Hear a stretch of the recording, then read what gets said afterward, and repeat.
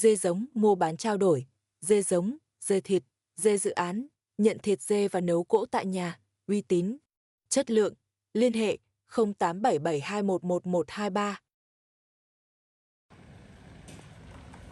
Lại tiếp đón đoàn khách Ninh Bình về cơ sở bên em Hùng nhá.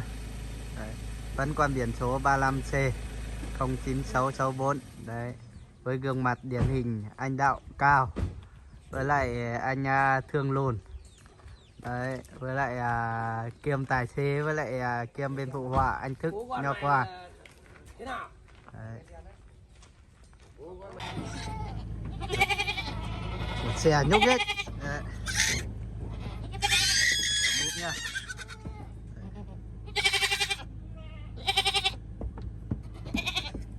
Quá đẹp vậy chị. Thích con nào chọn con đấy thôi.